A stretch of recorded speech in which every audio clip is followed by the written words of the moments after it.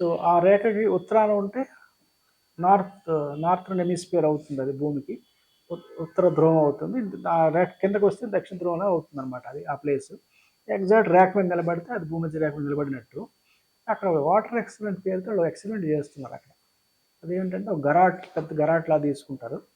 గరాట్లో నీళ్ళు నింపి దాన్ని, నీళ్ళు స్థిరపడ్డ తర్వాత కింద నుంచి వదిలేస్తారు గరాట్. నీళ్ళు వదిలేస్తారు. ముందు ఆపి నీళ్ళు స్థిరపడ్డాక కిందకు వదిలేస్తారు. వదిలేస్తుంటే నీళ్ళు అలా స్లోగా కింద జారుతాయి కదా, అందులో పువ్వు వేస్తారు. అప్పుడు పువ్వు వేస్తే ఆ పువ్వు మీరు చూసినట్టు క్లాక్ వైజ్ డైరెక్షన్లో తిరుగుతూ ఉంటుంది. అది తిరుగుతూ నీళ్ళలో కిందకి వెళ్ళిపోతుంది.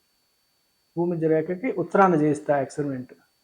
అలాంటి ఎక్స్పెరిమెంట్ భూమధ్య రేఖ కిందకు వచ్చేస్తే అదే మళ్ళీ గరాట్లో నీళ్ళు నింపి నీళ్ళు కొంచెం స్థిరపడ్డాక కింద నుంచి వదిలేస్తారు. నీళ్ళు వదిలేస్తే మళ్ళీ అందులో ఫ్లవర్ వేస్తే అక్కడ కిందకు వచ్చేసరికి అది యాంటీ క్లాక్ వైజ్ తిరుగుతూ మనం గమనించవచ్చు.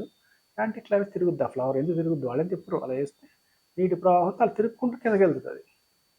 అలాగే మీకు ఒకవేళ భూమధ్య రేఖ ఎగ్జాక్ట్ పైనుండి కనుక చేస్తే, ఎక్స్పెరిమెంట్ చేస్తే ఆ ఫ్లవర్ ఎటు కదలదు, అది జస్ట్ అలా ఉంటుంది నీళ్ళలో. దీన్ని బట్టి ఏంటంటే మీ భూమధ్య రేఖకి పైన ఏదో క్లాక్ వైజ్ మూమెంట్ జరుగుతుంది. భూమికి సంబంధించిన రహస్యం అది.